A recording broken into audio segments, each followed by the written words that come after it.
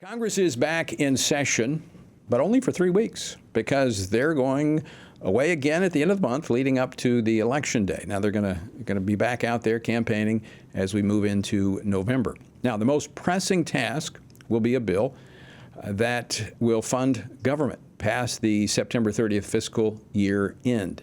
So this is critical because if you don't have one, you have yet more debate about a government shutdown. But there's also more that Congress will be tackling in the weeks ahead. And there's going to be some measures reportedly attached to the temporary funding bill called a continuing resolution. Now, we're just about to get the majority leader. I think he's all right. We're still waiting on Steve Scalise to join us. This next 3 weeks, as I said, is going to be a sprint. So we're going to be covering a lot in the next few weeks as we move toward the election. One of the issues that is going to be attached, reportedly, based on my conversations with Republican leadership, is the SAVE Act, which is what prohibits those who are in this country illegally from voting in federal elections. Now, the Democrats say it's not needed, that the law already prohibits it. If that's the case, why don't they just go ahead and accept it and make it very clear that they are against illegal voting? But they don't want to do that. We also have a measure that will be voted on.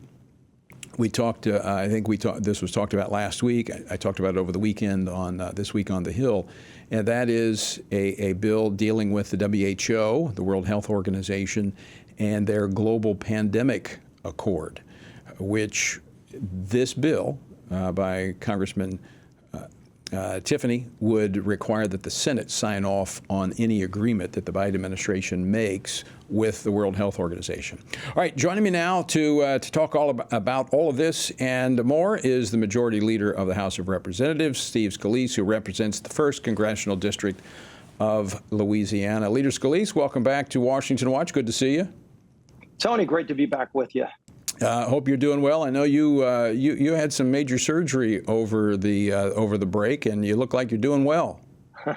Yeah, I've been needing to get a new hip for over a year related to the shooting in 2017. You know, all the cartilage had basically gone away, and I've been walking bone on bone. And as you can imagine, that's not fun. And it's been rough for a while. But, we finally made it happen. It took a few weeks of recovery, but I feel great now. I can walk with no pain. I mean, it's really like a night and day. So I'm very blessed. A lot of prayers. I appreciate it. Feel great. Well, good. Does that mean you're going to be back at shortstop? We'll see how fast I can run. I'm not going to be breaking any records soon, but I can move a lot better.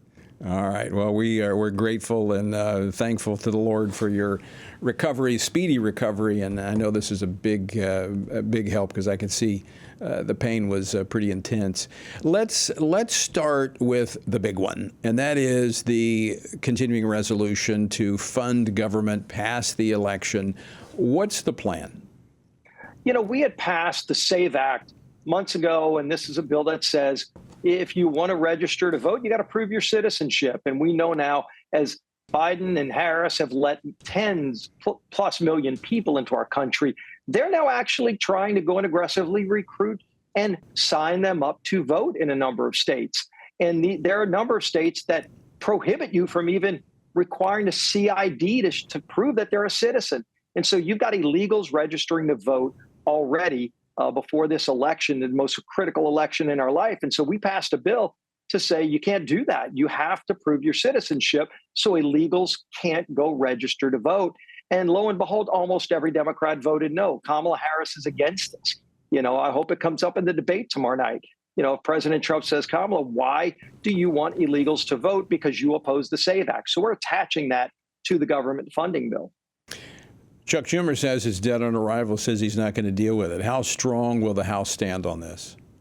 Well, think about this, Tony. And I've been to a lot of congressional districts. Last week, I did a big West Coast swing. Even in California, there's so many people fed up with the open borders because the crime that it's bringing alone in Los Angeles, San Francisco, you go to the East Coast, New York, everywhere you go, Denver. Look at what happened in Denver with gangs roving with AR-15s, taking over apartment complexes. People are fed up. Democrats are fed up. And so we've seen polling on this. I mean, over 80% of Americans think it's crazy that illegals can vote. how's Chuck Schumer? Now, Chuck Schumer's in New York.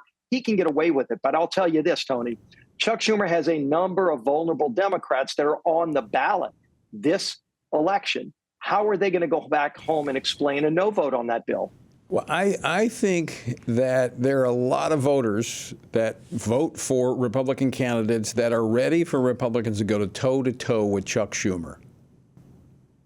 Well, we're ready because Chuck is out of touch with most voters in America.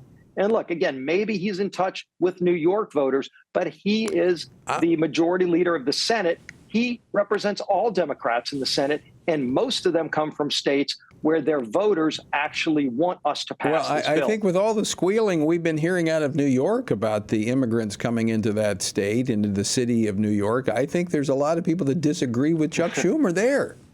Well, look, Lee Zeldin almost got elected as a Republican governor of the state of New York last year on the issue of crime and border security. And I went and campaigned with Lee. You know, there were rallies. We went to a rally with over 3,000 people for a Republican running for governor in New York. And that just goes to show you, you know, there are a lot of Democrats that crossed over and said, we're done. We're done with this open border, crazy spending, high inflation Democrat Party. And that's who Chuck Schumer is. So, Steve, let's talk about some of the other measures that we'll be looking at in this sprint in the next 3 weeks before the House leaves to go back to the campaign trail. What else are we going to be seeing in the next few weeks? One of the bills, Tony, deals with what we're seeing in a lot of states where the CCP-related companies are going and buying up farmland in America.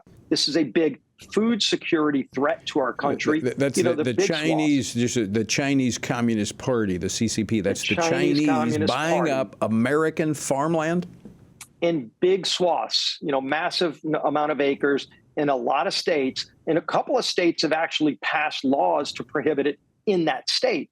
But of course, it's still happening in many, many other states. In some cases, they go buy farmland next to a military base, in a secure military base where you've got classified things going on. And then they start spying on that military base, Tony. It's going on in a number of states. We've identified it. Some people have been arrested. But at the end of the day, they're right now legally able to buy that land, and they're doing it. And it's a security threat to our nation, to our food supply. So ultimately, we're bringing a bill to block that.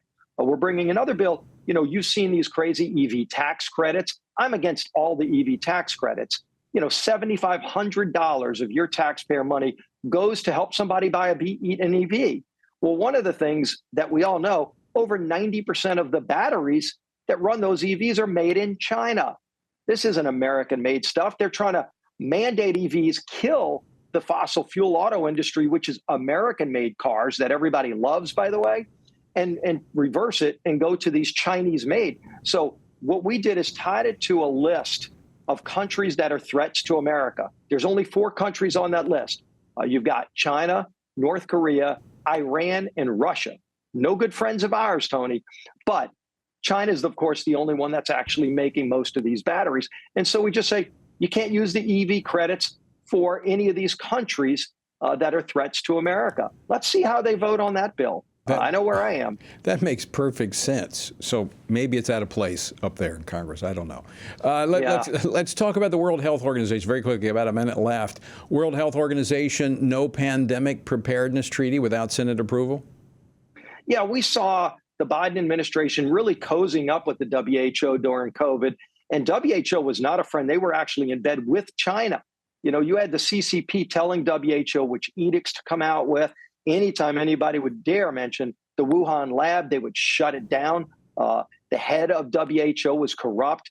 I don't think we should be giving any money to the WHO. But at the end of the day, we shouldn't be entering into treaties with them without at least Senate approval. Yeah. And that would give you at least a buffer from some of the bad deals Biden wants to get into to go back to shutdowns. Because it's a treaty. It's what it is. It's a treaty. Yeah. All right. The next 3 weeks going to be busy. And so we're going to have a lot to watch, a lot to talk about. Steve Scalise, always great to see you. Glad you're doing well. Thanks for joining us today.